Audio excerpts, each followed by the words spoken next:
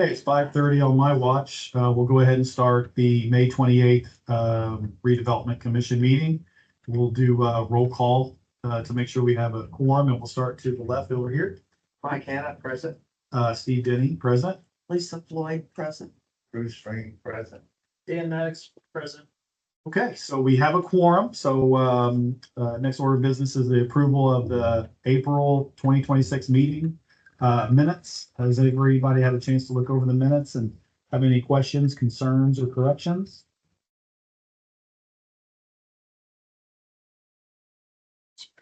If I see nobody has any concerns, I need a motion for approval of the April 2026 minutes.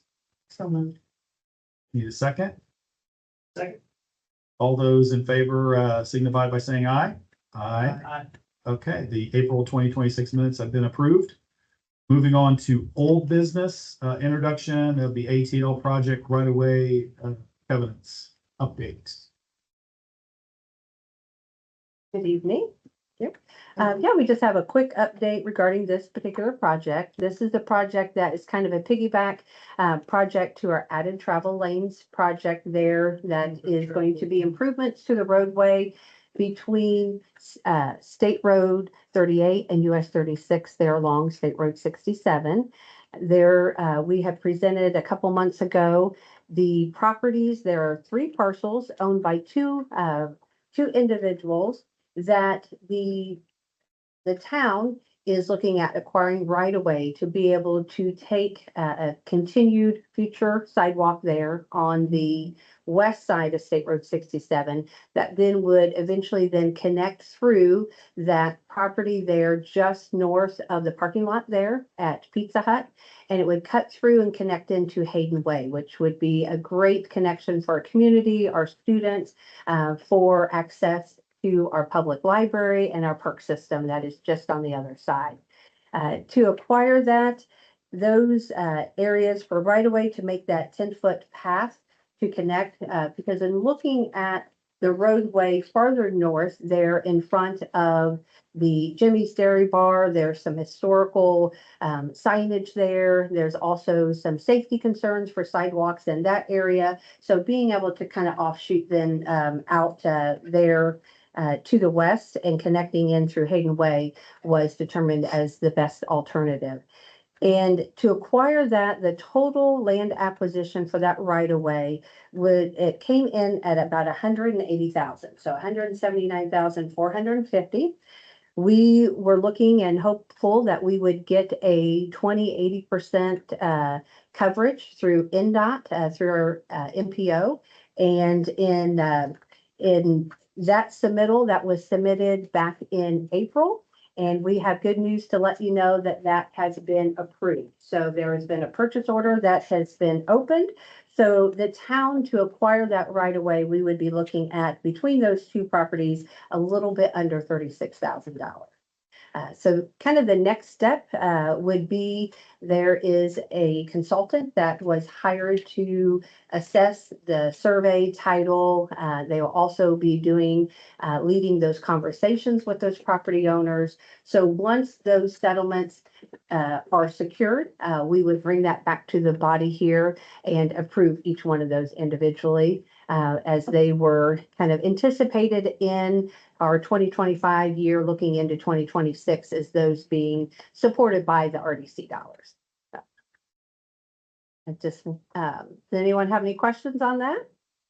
What was the grant program you said? Oh, it's through Madison, or it's our Metropolitan Board. It's our MPO, and it is through Madison County Council of Governments. And so they are an entity that supports a lot of the local municipalities in several different types of projects. So we have our business park trail project that they are working with us and getting that designed. A lot of projects as far as roadway improvements. They were a big hand instrumental in the bridge over I-69. So there's been various projects that they have partnered with the town over the years to be able to get federal dollars and funding that comes through. And then they work with the individual communities and find those needs. And this was one of them that they've been along the way with us. Are there any ongoing requirements that we have to comply with or restrict the land use to? As far as requirement, I mean, we do have some time in which those appraisals will need to be acted upon. And then once it's acquired, then once we get construction dollars, at the time, right now, we're looking at 28, 29 would be when we're looking at construction dollars to become available for the improvement in that area. But getting that land acquired at this, early on and kind of being a placeholder, and then we'll just work with the property owners and when it comes to construction, and we've got like reporting. I don't know if that's what you're talking about, but Something, there's no clawback provisions from the grant that if we don't do something by X date, we have an issue. oh, no. Okay. No. We would be officially, the town would assume that in our right of way, and that would be land that would be owned by the town. So, yeah. And, if by chance construction dollars do not come open, the town still can proceed with those intentions. So, yeah, make it happen. Any other Any questions for Denise? Okay, thanks for the update, Denise. You're welcome. All right, going into new business, resolution 26-01, declaratory resolution of the Town of Pendleton Redevelopment Commission declaring an area in the town as the Heritage Hub Economic Development Area and approving an economic development plan for said area. Well, thank you for saying that for me, Steve. Yes, that is what we are here to present. I'm here on behalf of the town of Pendleton, also here representing a pretty big team that's been a part of the progress and the development of this proposal. This is a Heritage Hub Economic Development Area, and what we are here tonight is to present then the declaratory resolution. That is not the final stop. There are actually 7 stops along the way that we would go through in order for this to be officially adopted and finalized. And so I am going to get my timetable here. Would like to kind of create the framework tonight, outline, where we've come, how far we've come with this process. This was a proposal that we had received. The town of Pendleton was approached by the developer, and the developer is Pritha, and they are here tonight. We've got the developer Rakesh Patel and Harish Patel. I'm not quite for sure if we have anyone online, but they got Circle. Yep. He is the legal representing the developer here. And we also had a few other members, a part of their team, Doug Dalton and Julie Bowling, that has been a part of our conversations. And then as far as on the town side, representing the town in these developments and discussions, we've got our legal team. Rob Shine has been a part of these conversations, as well as we got Matt Frishy, Brady Rogers. He represents our financial advisor in this. And then we also have Scott Resky, town manager, and then myself, a part of those conversations. And in review, we've spent, I would say, probably a year plus in the development of this. And the lot of back and forth has gone on, and we feel confident that this is at the point that it is ready to present the proposal as presented by Pritha and their team. This is an economic development agreement that is being proposed by the developer, and we'll kind of walk you through this a little bit tonight. But this is for your consideration. Our job is to do our due diligence to make sure that we research it adequately, so we take time to review it and to evaluate, to analyze. I think we had far exceeded the Excel tab sheets in review with Matt Frishy and his team with the project. So there was a lot of hours and time and commitment that went on both sides. The developer has been very great to work with. They've been very patient and understanding that we do care immensely for our community. We want to make sure that every decision that we have, we think about the ramifications, we think about the impacts, and that we make sure that number one is that at the end of the day, that any decision that we make, it does improve quality of life, quality of place, and that it instills smart growth. So those are the things that are top priority for our town leaders. And then also too, another member of this team, as former town council president Marissa Skaggs was a part of these conversations. And then also Steve Denny has joined in. So we have had all hands on deck, and Scott and I just want to thank everyone for all their time and commitment that has gone along this way. A lot of guidance that we were given by our legal and financial experts as well. So I will kind of create kind of the framework of this proposal, kind of walk you through that. And then at the end, I'm going to turn it over to Matt Frishy. He's going to kind of explain kind of the financial piece of it, a little bit what went into that analysis and kind of determination of those final numbers that were arrived at.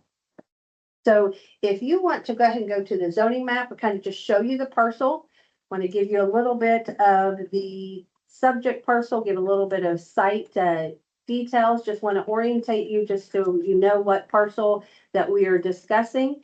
This is here kind of on the west end of town, but the east side of I-69. You'll see this area. It is this particular parcel here that is hugged between Henderson Way and South Heritage Way. As we're going out west, that first roundabout that you come to, it's the property that sits behind Three Rivers Federal Credit Union and also Starbucks there.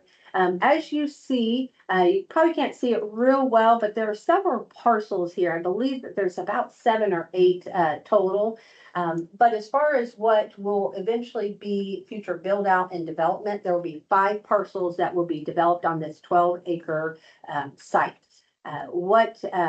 What we have here, and Stephanie, if you want to go ahead and go back into the Teams folder and pause here, we'll pull this up. Okay, go into Heritage Hub. Okay, and then if you want to go into the final term sheet, and I believe it is the F. Kind of scroll through here. So starting out, when the town was first approached by the developer, we were proposed and presented with a term sheet. So a term sheet kind of outlines what would all go into that economic development agreement. And a part of that agreement then, in that term sheet, it outlines what they are proposing for a share of the revenues that are tax generated revenues that would develop as the improvements are made on this site. So if you want to scroll down, and a part of this attachment, they provided just kind of what we anticipate this land, go ahead and go on down, and how it would develop. This is a little bit in specific as far as the lots. You'll see on the very tail end and very far south, that is a large detention pond that's actually already been constructed on the site. Then there is plans, and this is a commercial subdivision. This is plans for 3 different smaller outlots, somewhere between 1.5 acres each. And then the 2 parcels back here in the rear are 2 acres each. This gray area is Legacy Drive. That would be a private drive that would service all 5 lots. It kind of keeps limited access off of our roadway system, service off of Henderson Way and off of the Heritage Way. Plans are, and I think if you scroll down one more, I apologize here. There we go. This is what is kind of envisioned as far as how this site would develop as far as in land use. It is a general business zoning classification. All these uses are permissible, within this zoning. Eventually, these 3 lots here would be anticipated to be kind of smaller retail, medical office, maybe a fast food restaurant, and something that would be very similar to what you would see as far as like Three Rivers Federal Credit Union to the north at Starbucks. And then also we have that mini strip mall with Subway that would be kind of directly across the road here. Then on the rear, in these 2-acre lots here in the rear, the first development, and they have in process, they have filed their primary plat, they have filed their site development, and they have already filed their building permit for their hotel. So that would be Fairfield by Marriott Hotel. It's a 4-story facility, 97 rooms. I think about 55,000 square feet altogether. There's a pool there. There's a lobby. There's also then a fitness center that is planned to go in there. And in that, if you want to go ahead and scroll down a little bit farther to the south, you can kind of see as far as what they kind of envision as far as structures, building, retail, but then go on down to, we'll show a conceptual design for the hotel, because that is development 1. So this particular design here, this would be to mimic, brick, a very historical.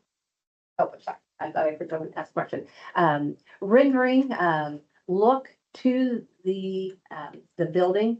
That was actually an agreement that it went through the Board of Zoning Appeals and went through Planning Commission. That is a commitment that this developer made, that they would have enhanced exterior materials to mimic then our historic nature and our historic downtown. That is something that kind of came into play, with our discussion as well. So that is the project that they are have come to, and there are certain things that when we consider an economic development agreement, we have certain tests, things that we have to analyze and we have to evaluate. You have to make sure that that criteria for the state statute is met. And so one of those pieces, I'll come back to that here in a little bit. As far as the timeline, this is stop 1 of 7.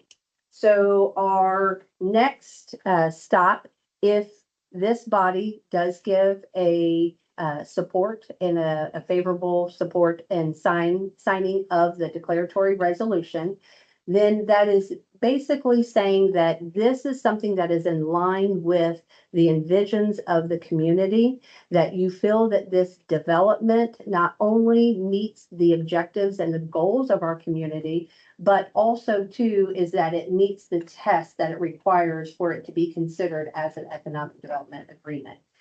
The next step is that we go to Planning Commission. That is actually scheduled for next Wednesday. It is tentatively on their agenda. At that session, they're basically going to state the same thing, that this plan and this type of development meets the goals and objectives that that body had set forth. So that is through the comprehensive plan, our future land use, and how we envision this area then, to develop. And then the next stop from that would be at the June Town Council meeting. They also then would basically being kind of a confirmation of then the Planning Commission's recommendation that it did meet the goals and envisions of the community. And then the next stop would be at the Economic Development Commission, making sure too that and we'll talk about those tests, but to make sure that those the bond purchase agreement, all those financial pieces to this project are supported. I also want to mention too, that is very key to this. It's not going to be a bond that the town will issue, that the town will take out. This is a developer-backed bond. So that takes the risk away from the town. It lowers that risk because the town is not obligated to make payments on that bond. The developer would do that. This is a very similar structure, exactly how we structured the Serenity Development Economic Development Agreement we did a couple years ago. And so that is a bond that the town would then pledge the TIF revenue, that would be those tax dollars that are generated as this development develops over the next 25 years. And then we would but we would pledge those revenues then for their bond. So just want to make sure that I understand. I know we've got a new member here that wasn't a part of actually, I think, Lisa, you're new as well. So, yeah. So then from there, after it goes through the EDC, it goes back to the town council. And town council, then at that point, that's when the introduction of the bond is introduced. So all those documents would be ready at that time and be introduced, but no final decision would be made. And then we would come back to your body. So once we've all gone through all those stops, we come back to your body to do what we call not just the declaratory resolution, it's a confirmatory resolution that all these stops, all these processes have been complete, and then setting in that pledge of this allocation area and setting this up as an allocation area and establishing the economic development agreement. And then from there, then it goes into the bond ordinance and it'll be at the August town council meeting. So then from there, then they would go into bond closing. The developer would have everything that they need to do. And I think one of the members that I did not remember to give appreciation to is Catherine Frenello. She has developed kind of and kept us on timeline and developed a lot of these legalese in support of then the proposal that we're presenting. So as far as kind of where we started when this proposal came in, and so once a bond is taken out, once an economic development allocation area is created, then the bond is taken out, then there is a 25-year clock that those TIF dollars then are captured. And when those are captured, then say if the town were to establish an allocation area, then all those dollars would then benefit a town bond that was issued by the town. This being a developer-backed bond, what was proposed is that there was an 80% to the developer on all 5 of those parcels of the TIF revenues to then go to that developer, with 20% of it to go to the town. From there, then it was all 5 parcels as they develop. And so then once that economic development and allocation area is established, there's a baseline that's set based on the assessed value of those properties. As the improvements then get constructed and those values get assessed and increased over time, then of course, then the tax revenue then is generated off of those assessed values. Then that is where those revenues then come into the town. And we would then, what the original proposal was, is that then the developer would get 80%, the town would get 20%. Then from there, then there was discussion. I went back to the drawing board and the developer said, what about 80-20? But we would take 80-20 of the 2 hotel sites and allow the town then 100% of the 3 outlots, the retail, the restaurants, and the medical office space. And had more discussion. We asked the developer to do their due diligence, their homework, to prove to us that the criteria was met. And that is that but-for test. And so these processes are established based upon the fact that this development could not happen throughout the normal regulatory processes without the support of the statute and the powers and authority of this board.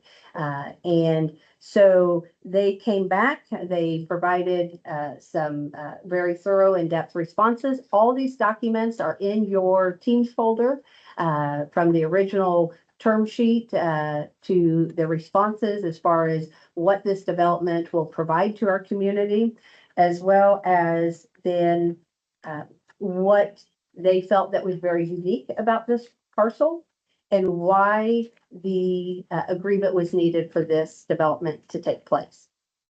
And so in that, those discussions, we took a look at, and I'll let Matt share with you in more detail, but we looked at it as how would this property develop naturally without it being a hotel, without this agreement. And so we looked at it, whether it was just going to develop just naturally as just general business. And in looking at that and kind of what revenues that the town would have achieved and had gained over the years naturally, where was that going to put us, financially as far as in revenue support to the town? And so that number was identified. And so that kind of set the tone and kind of gave us a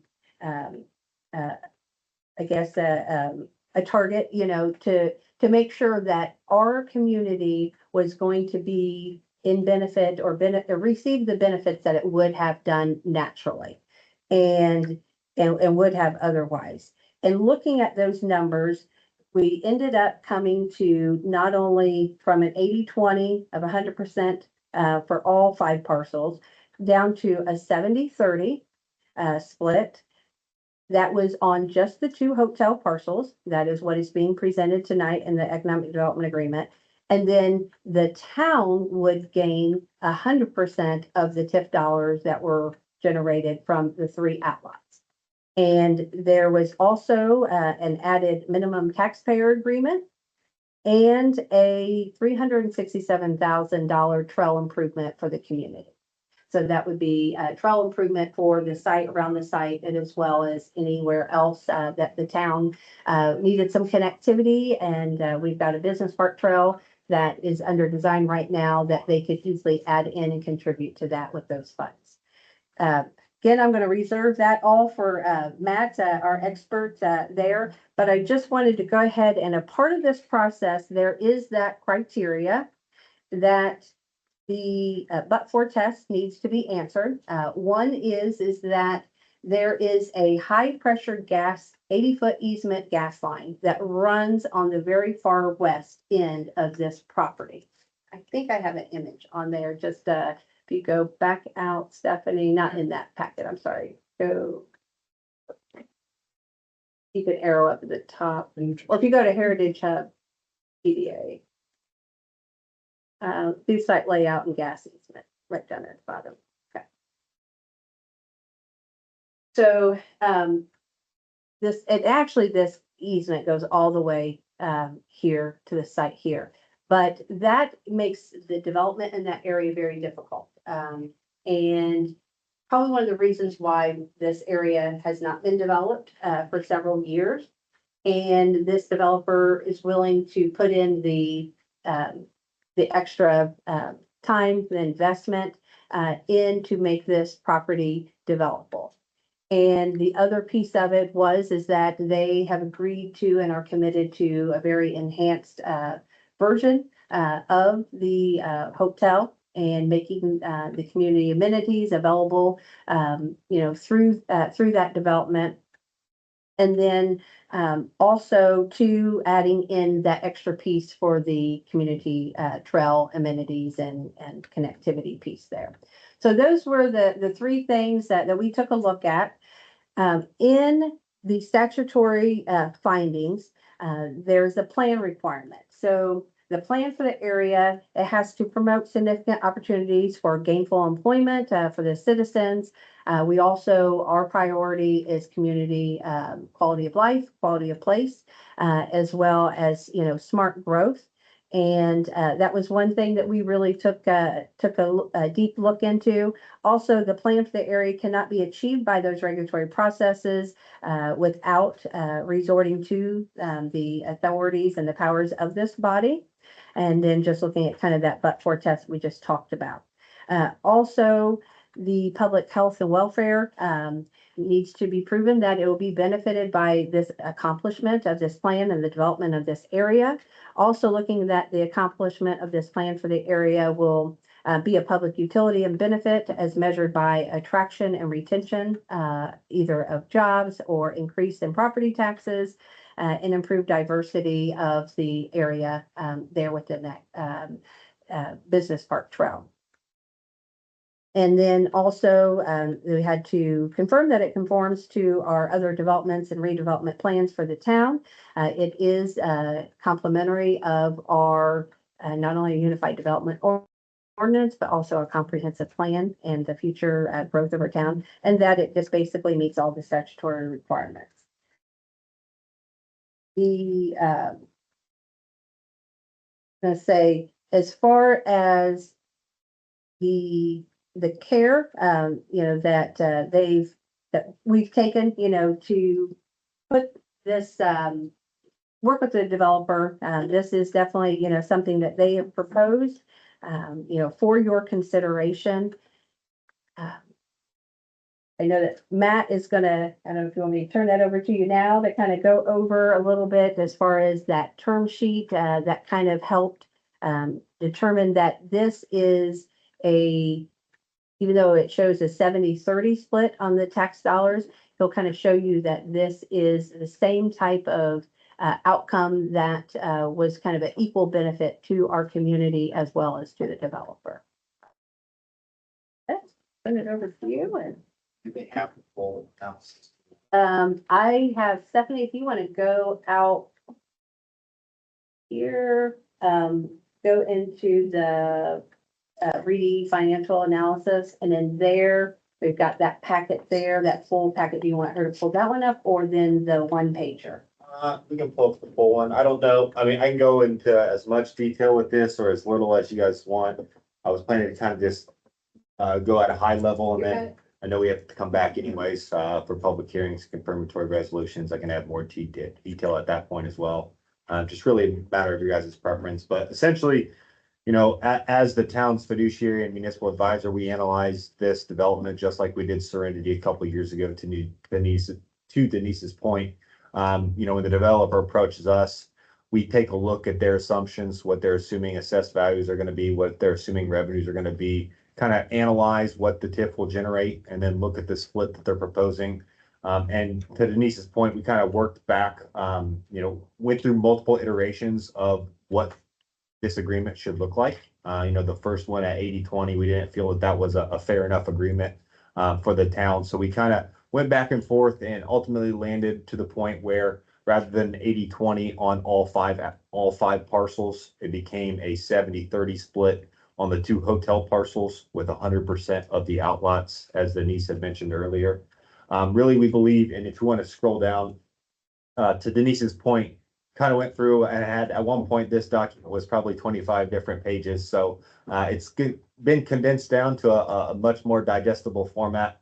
But essentially, we kind of came up with assessed value assumptions based on construction timelines, if we want to keep going, and kind of just put together what we expect the revenue from these hotel developments to be like on an annual basis, and then the outlots as well. So when we look at entering into an economic development agreement, because what's being proposed is just a 70-30 split on the 2 hotel parcels, what that essentially means is when that economic development agreement gets signed, that bond debt is incurred on that area, right? Where the TIF revenues generated from that tax allocation area are pledged 70% to the developer, 30% to the town. That starts a TIF clock, which is 25 years under current statute. So we have 25 years to capture those revenues and to essentially pay on that economic development agreement or developer-backed TIF bond, right? Once again, we always recommend this format because it's not a bond payment that you guys are on the hook for every single year, a known dollar amount that we have to make and pay regardless of what the property assesses at, right? This is tied strictly to the developer's project, and the agreement is 70-30. So whether the property generates $100 annually or $100,000 annually, we're only paying 70% to the developer of that revenue that's received. So that really shifts the risk away from the town substantially. And that is kind of our goal, is how do we get the best deal, but also minimize the risk as much as possible. So that's why on the prior tab, you saw a revenue stream showing 25 years based on, there is some lag, obviously, because like I said, when you sign the economic development agreement, that 25-year clock starts right away, regardless of what is actually done on the construction side at that time, right? So there's going to be some construction delay, which is why you see no revenues in those first couple of years. And then the revenues start to come on and then shows the 25-year total that is expected to be received from those 2 hotel developments. On the next slide, you see this doesn't show a full 25.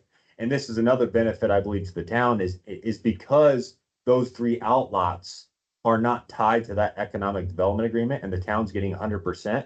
There is no clock that is started on those revenues. So that is a stream of revenue that is created in a TIF allocation area, and that will be a separate TIF allocation area, so it's not tied to the agreement.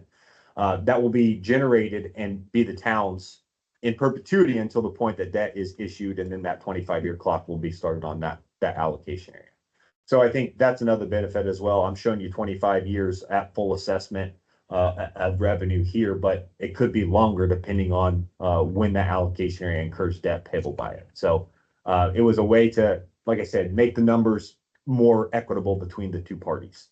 So if you want to go down, really the next piece that we kind of went through to Denise's point, we wanted to get to an agreement that was beneficial to the town in the form of what would we generate in a tax allocation area if this area were to develop on its own with no hotels, right? So we wanted to quantify what that would be and see what that annual revenue would generate if this were to develop, such as we have outlined here, 2 medical offices, 2 restaurants, and 2 retail developments. And we wanted to see what the revenue would be from those developments at full assessment. So then once we got to that number, if we go on, you'll see we get to that number here. We essentially quantified if it were to assess under those parameters, we would estimate that roughly $162,000 annually would be generated from those developments. So our goal then was to find an agreement that essentially equated to that same amount. So we could say, hey, RDC, Town Council, citizens of Pendleton, we are entering into an agreement that would get us what we would have otherwise got if there was no hotels and this were to develop on its own. We want to make sure that the town's receiving the revenue that we would have otherwise got, right? So the 162, that'll be key in the future tab. So if we go down, you'll see this breakdown as far as benefits. That annual revenue of 162, that's the key there. How much would we expect would generate if it were to develop on its own? So if we continue on, we essentially put together a breakdown that says how much would this need to generate for us to get that 162 on an annual basis? Well, just based on the other risk factor here is assessments. We don't know with 100% certainty what this development is going to assess at, right? So kind of we went back and forth on assessments and how we should quantify those. Essentially, we came down to looking at the developers, the developers' suggestion of looking at 30% of cost. So whatever the cost was to build, 30% of it, that's what we can reasonably assume it's going to assess at. But still, that didn't get us quite to that 162 that we were trying to get at. So there was a little bit of a delta. So essentially, we talked to the developer and said, hey, we need at least 162. If this assesses at 30% of the cost, it's not going to get it at a 70-30 split. So essentially what the developer then ultimately agreed upon was to enter into a minimum taxpayer agreement that would essentially raise up the annual amount that they'd pay to get us to that 162 on an annual basis. So essentially, it's exactly. So if it does assess at 20% of the build cost, right, and assessments come in low, they will pay at least that minimum taxpayer agreement. If it assesses higher, then the minimum taxpayer won't come into play. It'll still be a 70-30, and that 162 on an annual basis will be actually more, right? But at least we wanted to protect the town that they would get the 162 on an annual basis. So that's why the minimum taxpayer agreement is a big factor as well to be built in. So that protects, once again, that you guys are going to get at least what we're expecting would otherwise get if it were to develop on its own. So if we scroll down to the last page, you'll see, once again, that annual revenue to the town, 162,936. And you'll see here the total over that 25-year period, with the caveat, once again, that part of that 25-year revenue amount is including a revenue amount that does not have an expiration, right? So really, that could be more in the future, depending on when debt is issued on that allocation area. So you'll see the breakdown between the town and the developer. And then we have to also add the 300, and actually I think it transpired to $367,000 as far as trail or sidewalk contribution from the developer. So that's a big benefit as well. So pretty fairly equitable agreement that we came to with the 70-30 with the minimum taxpayer agreement. So that's kind of how we got to where we are and kind of what I looked at from the numbers perspective. So be happy to answer any questions you guys may have. Yeah.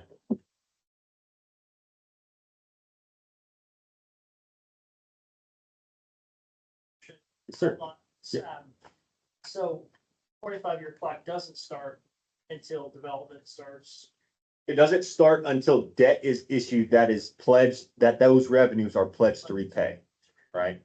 So a developer back bond has to be in place for that clock to start. Right? A developer backed bond or really just any general TIF Bank bond, debt. right? So if we, we've got the revenue generated from those outlots, we have another project, we know we can't cash fund it, we have to issue a bond and we say, hey, we're gonna pledge whatever the allocation area to be named is as repayment, then it starts the 25-year clock. There's no time limit, and that development has to happen. Correct.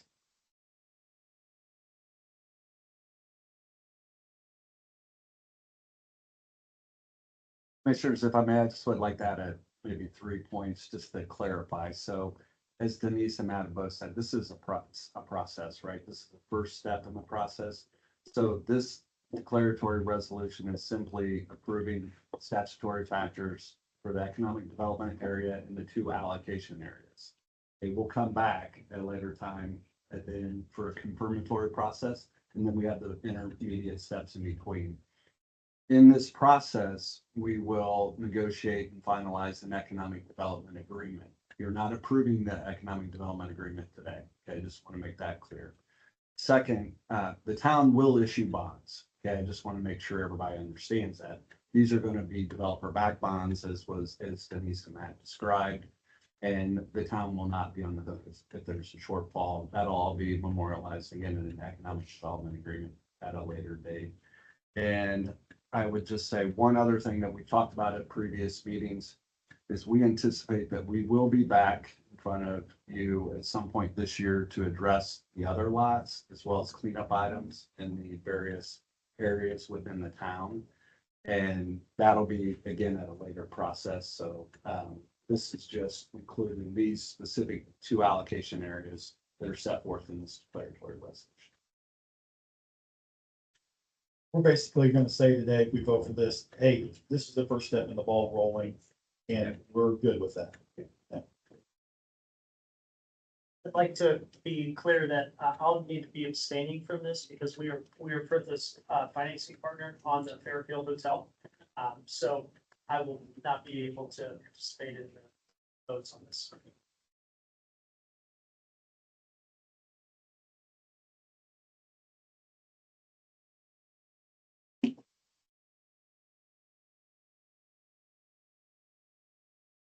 I think Scott's, I know on the line and you have the developer here, I don't know. Scott, did you have any comments? Hey, good evening, everyone. Can you guys hear me? Yes. Yes. All right, thank you. Well, Denise and Matt did a fantastic job presenting the project parameters and our request. So I don't have anything additional to add, but I'm happy to answer any questions. And I know the developer's there this evening. And so Rakesh, if you have any additional comments you'd like to present. I think, as Scott mentioned, Denise and Matt did a fantastic job on representing, the discussion that we had with town for about a year. So, yeah, thank you. I don't have anything to add. Any other questions from the commission? Okay, then I will need a motion to be made in accepting resolution 2601, the declaratory resolution. Motion to accept resolution 2601. Got a second? All those in favor signify by saying aye. Aye. Those opposed? Abstain. And then 1 abstention. Yes, sorry. Yeah. So the resolution passes. Okay, moving on to public comments. Anybody have anything to say from the public? I think I have a question. So basically, the town issued a bond. And the developer guaranteed the bond. And they get 80% of the tip money to pay for the bond for 25 years. So what happened if the hotel closed in 5 years? Like the Hampton Inn over in Anderson. Who are you going to pay for that bond?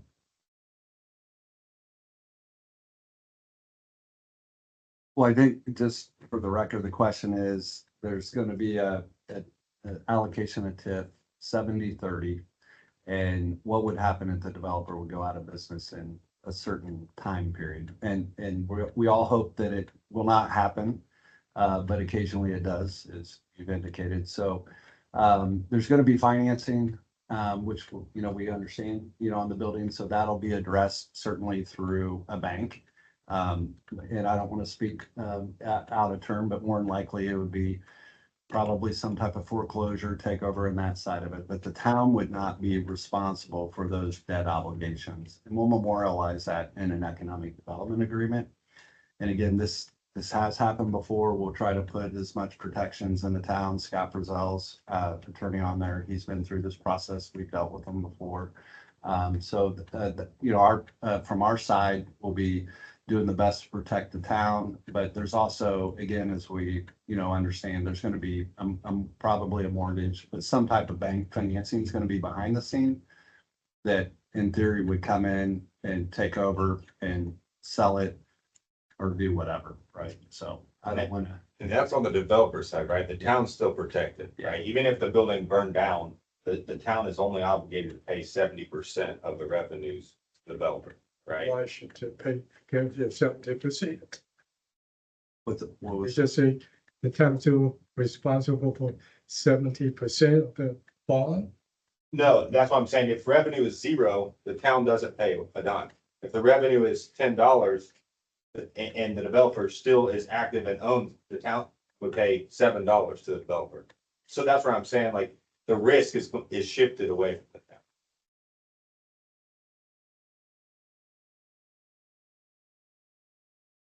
I think that maybe this question was geared towards the differentiation between, like, if the town goes and issues a bond, they are on the hook compared to like what we talked about here. Exactly, yeah. So maybe you could provide a little color on that. Like, yeah, it's, and this is why, the word bond gets tossed around. And I like calling them economic development agreements a lot more, because although in its base term, it is a bond, there is no bank, from the town's perspective, there is no financial institution involved where the town has a set dollar amount that they're paying on an annual basis, right?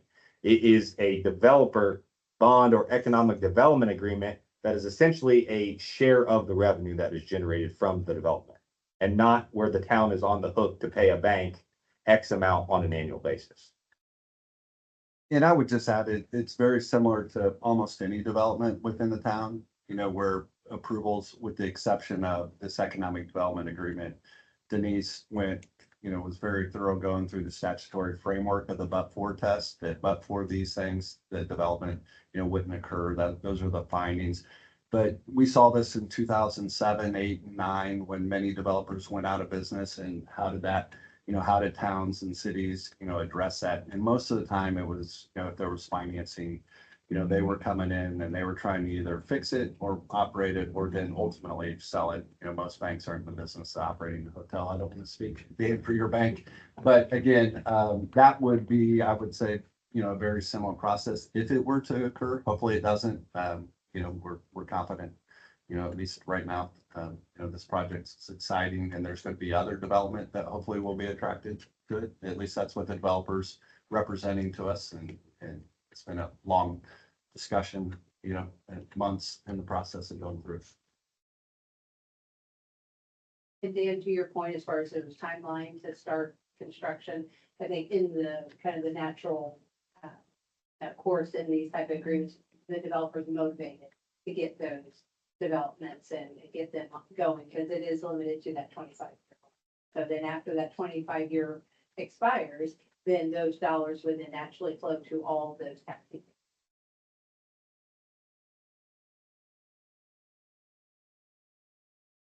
Any other public comment? So if the town, my question is, if the town issued a bond, so the town is not responsible for the bond, that's what you're saying, Yeah. even though the town issued the bond. In this particular project, that is correct. There are other bonds that the town may issue that would not be correct, right? If the town That did. doesn't make sense. If the town issued a bond and the town not responsible, that's pretty nice. Would you issue me a bond too? So Dr. Lau, the developer, they're going to take that bond out. The town is going to pledge those revenues, kind of a collateral type,